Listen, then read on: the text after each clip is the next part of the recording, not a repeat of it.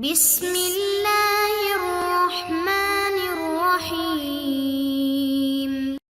السلام علیکم معزز طلبہ کرام، آپ سب کیسے ہیں؟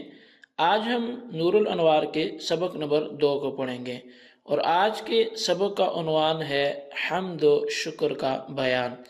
آج کے ہمارے سبق کی عبارت الحمدللہ الذی سے شروع ہوتی ہے۔ آئیے سب سے پہلے عبارت پڑھ کے اس کا ترجمہ کرتے ہیں، اس کے بعد باقاعدہ سبق کی وضاحت کی طرف بڑھتے ہیں۔ مصنف علیہ رحمہ لکھتے ہیں الحمدللہ الذی جعل اصول الفقہ مبنا للشرائع والاحکام۔ تمام تعریفیں اس اللہ کے لیے جس نے فقہ کے اصولوں کو شرائع اور احکام کی بنیاد بنایا، واساسا لعلم الحلال والحرام، اور جس نے اصول فقہ کو حلال اور حرام کے علم کے لیے بنیاد بنایا، وصیرها موثقۃ بالبراہین والدلائل وموشحۃ بالحلی والشمائل، اور شرائع و احکام کو براہین اور دلائل سے مستحکم کیا اور ادلہ عقلی و نقلیہ سے آراستہ کیا۔ جی، یہ ہمارے آج کے سبق کی عبارت اور اس کا ترجمہ تھا۔ اب آئیے اس کی وضاحت کی طرف بڑھتے ہیں۔ سب سے پہلے مصنف علیہ رحمہ نے الحمدللہ سے آغاز کیا، اور الحمدللہ میں جو لفظ ہے وہ حمد ہے، اور حمد کی لغوی اور اصطلاحی تعریف الگ الگ ہے۔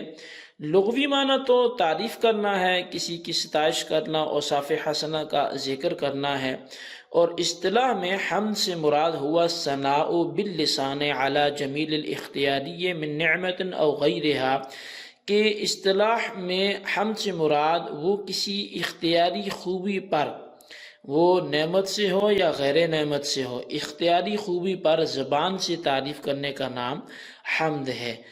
اب اسی طرح حمد کے مقابلے میں ایک شکر آتا ہے، اور شکر جو ہوتا ہے وہ جو ارکان اور اعضاء اور دل کی ربط سے بھی، یعنی کہ شکر میں عموم ہوتا ہے مورد کے لحاظ سے، کہ جائے ورود میں صرف زبان خاص نہیں ہے، آپ دل سے بھی شکر ادا کر سکتے ہیں، اعضاء سے بھی کر سکتے ہیں، زبان سے بھی کر سکتے ہیں، لیکن حمد کا جو مورد ہے وہ خاص ہے کہ حمد صرف زبان سے ہوگی۔ اور حمد کا متعلق جو ہے وہ عام ہے، کہ حمد کا تعلق صرف نعمت سے نہیں ہے، نعمت پر بھی حمد ہو سکتی ہے اور غیر نعمت پر بھی حمد ہو سکتی ہے، جبکہ شکر کا جو متعلق ہے وہ خاص ہے کہ شکر صرف احسان کے مقابلے میں، نعمت کے مقابلے میں ہی ادا کیا جا سکتا ہے۔ تو اب مصنف علیہ رحمہ حمد کی لفظ حمد بیان کیا، تو حمد کے ضمن میں یہ حمد اور شکر کی وضاحت کچھ جو ضروری تھی وہ کر لی گئی۔ اب یہ الحمد کا جو الف لام ہے، اس میں گفتگو ہوتی ہے کہ یہ الف لام کون سا ہے۔ تو اس الف لام کے حوالے سے سب سے پہلے تو یہ سمجھ لیں کہ الف لام کی اولاً 2 قسمیں ہیں، ایک الف لام اسمی ہوتا ہے، ایک الف لام حرفی ہوتا ہے۔ اب الف لام اسمی وہ ہوتا ہے کہ جو اسم فاعل اور اسم مفعول پر داخل ہوتا ہے اور الذی کے معنی میں ہوتا ہے۔ پھر الف لام جو حرفی ہے اس کی بھی 2 قسمیں ہیں، ایک زائد ہوتا ہے، ایک غیر زائد ہوتا ہے۔ اب الف لام زائد وہ الف لام ہے جو اعلام پر داخل ہوتا ہے، جیسے الحسن، الحسین۔ پھر الف لام غیر زائد کی 4 قسمیں بنتی ہیں، جو جنسی، استغراقی، عہد ذہنی اور عہد خارجی کی صورت میں مارضی وجود میں آتی ہیں۔ اب یہ جو 4 قسمیں آخری بنی الف لام غیر زائدہ کی، اب یہ جو 4 قسمیں بنتی ہیں اس میں جنسی کی مثال الرجل خیر من المرأة، کہ جنس مرد جنس عورت سے بہتر ہے، اور استغراقی کی مثال ان الانسان لفی خسر، کہ بے شک ہر انسان ضرور خسارے میں ہے، اور عہد ذہنی کی جو مثال ہے اخاف ان یأکلہ الذئب، کہ یہاں جو الذئب میں الف لام ہے یہ عہد ذہنی کا ہے، اور عہد خارجی کی مثال جیسے فعصا فرعون الرسول میں الرسول کا جو الف لام ہے یہ عہد خارجی کا ہے۔ اب یہاں اس مقام پہ الف لام سے مراد کون سا الف لام ہے؟ تو یہاں دو الف لام ہو سکتے ہیں، جنسی بھی ہو سکتا ہے اور استغراقی بھی ہو سکتا ہے۔ اگر جنسی مراد لیں تو پھر معنی ہوگا جن سے حمد اللہ کے لیے ثابت ہے، اور استغراق کی مراد لیں تو پھر معنی ہوگا کہ تمام افراد حمد ذات باری تعالیٰ کے لیے مختص ہیں۔ اچھا، اب لفظ اللہ پہ الحمدللہ میں چونکہ حمد کے بعد لفظ اللہ ہے، تو لفظ اللہ کے بارے میں جو مذہب ہے وہ یہ ہے کہ یہ عالم ہے، اور بعض لوگوں نے اس کو اسم مشتق بھی کہا ہے، اور بعض نے کہا کہ یہ صفت مشتقہ ہے، اور بعض کے نزدیک جو ہے لفظ اللہ یہ سریانی زبان کا لفظ ہے، لیکن اللہ یہ اس ذات کا علم ہے جو واجب الوجود اور تمام صفات کمالیہ کو جامع ہے۔ اب الحمدللہ کے بعد الذی یہ اسم موصول ہے، اور اسم موصول وہ اسم ہے جو بغیر صلہ کے جملہ کا جزء تام نہ ہوتا ہو، اور پھر جعل یہ بمعنی سیرہ کے ہے جو متعدی بدو مفعول ہوتا ہے۔ پہلا مفعول اصول فقہ اور دوسرا مفعول مبنا ہے۔ اب اصول فقہ چونکہ اس کی بھی دو تعریفیں کی جاتی ہیں، ایک اس کی حد اضافی ہوتی ہے، دوسری اس کی حد لقبی ہوتی ہے۔ تو حد اضافی کا مطلب تو یہ ہوتا ہے کہ مضاف اور مضاف الیہ کی علیحدہ علیحدہ تعریفیں کی جائیں، اور حد لقبی کا مطلب یہ ہوتا ہے کہ مضاف اور مضاف الیہ کے مجموعے کی ایک ہی تعریف کر لی جائے۔ بہرحال حد اضافی کا حاصل یہ ہے کہ اصول اصل کی جمع ہے، اور لفظ اصل جو ہے یہ لفظ اصل یہ متعدد معنی پر بولا جاتا ہے، اور جیسے اصل وہ ہے جس پر دوسری چیز مبنا ہو، مثلا چھت کے لیے دیواریں اصل ہوتی ہیں، بیٹے کے لیے باپ اصل ہوتا ہے، اور اسی طرح یہ راجے کے معنی میں بھی آتا ہے، قاعدے کے معنی میں بھی آتا ہے۔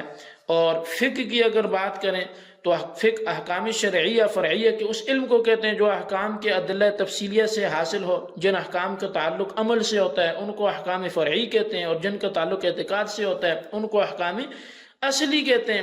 تو یہ حد اضافی کے طور پہ الگ الگ اس کی تعریفیں یعنی کہ ہو جائیں گی۔ جبکہ اگر اس کی حد لقبی کریں تو حد لقبی یہ ہے کہ اصول فقہ ایسے قواعد کے جاننے کا نام ہے جن کے ذریعے فقہ تک پہنچنا ممکن ہو، یعنی جن قواعد کے ذریعے فقہ کا علم ہوتا ہو ان قواعد کے جاننے کا نام اصول فقہ ہے۔ اب اس کے بعد شرائع کا جو لفظ ہے یہ شریعت ان کی جمع ہے، اور شریعت اس پسندیدہ طریقہ کو کہا جاتا ہے جس کو اللہ رب العزت نے وضع کیا ہو۔ یہاں شرائع سے مراد عقائد مشروعہ ہیں۔ احکام حکم کی جمع ہے۔ حکم باری تعالیٰ کا وہ خطاب ہے جو مکلف بندوں کے افعال کے ساتھ اقتدان یا تخجیراً متعلق ہو، اور کبھی باری تعالیٰ کے خطاب سے ثابت شدہ چیز پر بھی لفظ حکم بولا جاتا ہے، جیسے وجوب حرمت وغیرہ۔ تو برحال یہاں احکام سے مراد جو ہے وہ معنی جو یہاں احکام سے یہی مراد ہے، اگرچہ شرائع کے تحت احکام داخل ہیں، لیکن اہتمام کے پیش نظر شرائع کے بعد احکام کا لفظ ذکر کیا گیا۔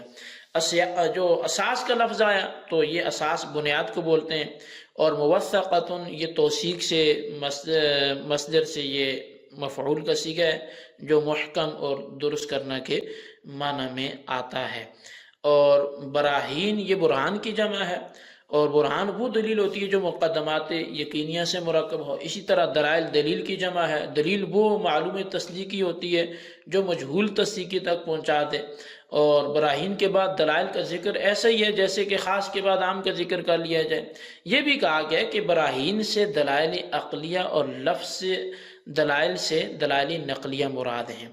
اور مبشحۃ یہ توشیح مصدر سے ہے، اور اس کا معنی آرائش کرنا کے ہے۔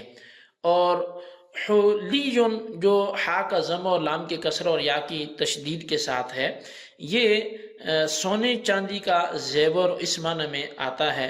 اور شمائل جو ہے یہ عادت اور خصلت کو بولتے ہیں۔ تو یہاں ممکن ہے کہ حلی سے جو مراد ہو وہ دلائل شرعیہ عقلیہ ہوں، اور شمائل سے مراد دلائل شرعیہ نقلیہ ہوں۔ بہرحال یہ جتنی ہم نے عبارت پڑھی تھی اسی کے کچھ الفاظ کی خطبے کے اعتبار سے وضاحت آپ کے ہاں گوش گزار کی گئی، جس میں لفظ حمد ہے، لفظ اللہ ہے، الذی ہے، جعل ہے، اصول فقہ ہے، اور شرائع اور احکام اساس، اور پھر اس کے بعد موثقہ اور براہین دلائل موشحہ الحلی شمائل، یہ جتنے الفاظ سے ان کی وضاحت کی گئی۔ تو ہر ایک پر کچھ نہ کچھ جو معروضات پیش کیں گے آپ اپنے الفاظ میں اس کی وضاحت کر کے اپنے رجسٹر پر اس کو نوٹ کریں، بالخصوص ان سوالات کے جوابات دیں۔ سوال نمبر 1 یہ ہے کہ حمد کا لغوی اور اصطلاحی معنی بیان کرتے ہوئے شکر کی تعریف سپرد قلم کریں۔ اور سوال نمبر 2 یہ ہے کہ شرائع جب ذکر کر لیے تو احکام کو ذکر کیوں کیا گیا، وجہ سپرد قلم کریں۔ اللہ تبارک و تعالیٰ سے دعا ہے جو کچھ ہم نے پڑھا سنا اسے یاد رکھنے کی توفیق نصیب فرمائے، آمین بجاہ النبی الامین صلی اللہ علیہ وسلم۔